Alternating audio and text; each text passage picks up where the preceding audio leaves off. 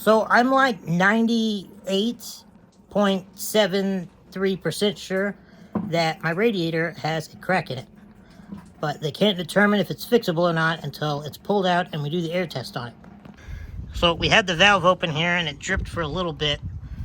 Now we're just debating if we go ahead and pull that top cap off, see if it'll drain more, or if we go ahead and wait a bit because I did just drive it. But I'm going to come over here and show you our issue.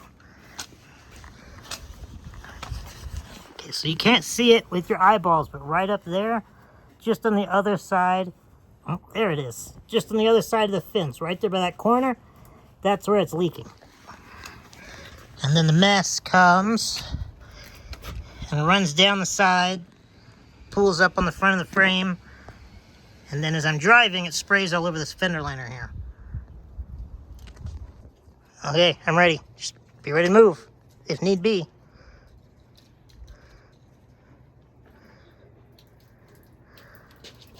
Oh, there we go. It is releasing it more on the bucket. Alright, we're good. I don't think it's going to do anything. Well, I don't know. It makes bubbly noises. Maybe let it go for a second since it started draining back in the bucket again.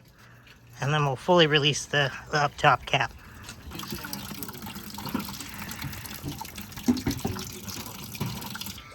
Alright, you're still not going to be able to see it on camera. But right here, at the top corner of this, it's leaking right inside the fins. So that's why they can't determine if they can fix it or not until he gets it on the air machine. And that determines if I get my truck back in 2 to 3 days or a week and a half. So it's super duper cold and windy, so I kind of didn't film the pulling it out process. But I'll give you an overview here in a second once we do actually get it out of the way. And then once we put it back in, I will make sure to give you a nice step-by-step guide in case you need the assistance to do this on your own truck.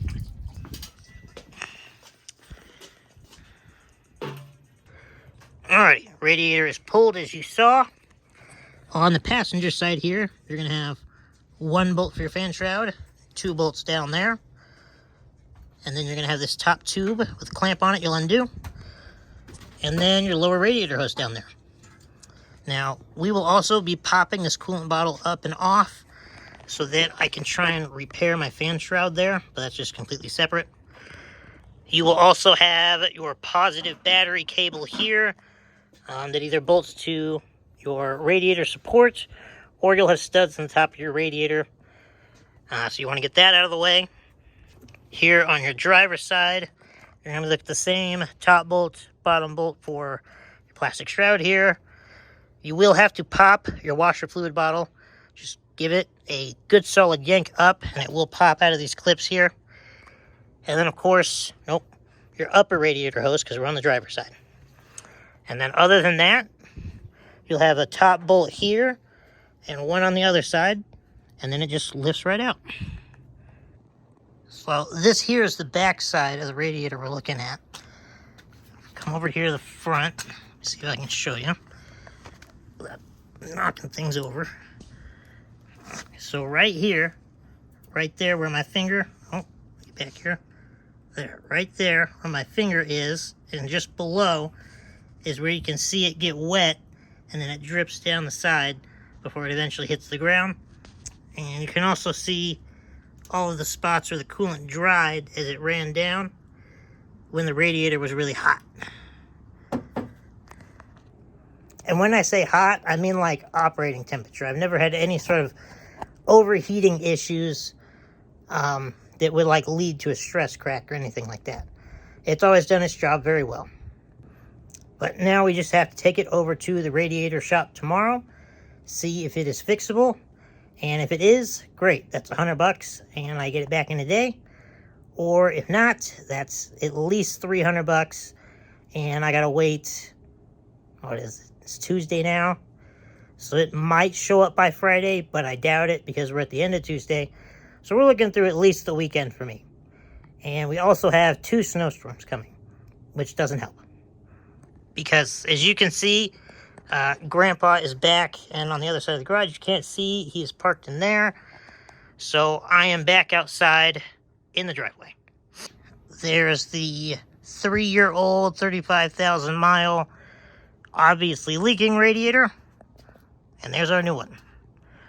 We are switching out the drain valve down there with the aluminum one that this one had, or the brass one. And then I changed the cap from that one to that one because I think it looks nicer. And then this one has the studs on the top of it like it's supposed to. This one did not. So we already modified the battery cable to be like this one with the knot. So once we get it in, we will probably just do away with those studs on the top. So I did say that I was going to show you guys going back in and all that. But this particular radiator that I got, it is an eBay special. I'm not going to list it below. You guys can take that gamble if you want. But it did take some adjusting to go in there. And there was nowhere for me to get on a step stool and film said process. So it's basically in there, and now we're going to see if it works. Alright, so these top mounts here with the bushings are what was giving us trouble. We just had to take this U indentation that this sits down in and make it EA much deeper. Other than that, we just need to run to the store and get a nut for our studs in the top here, as our battery cable will just go back where it is designed to.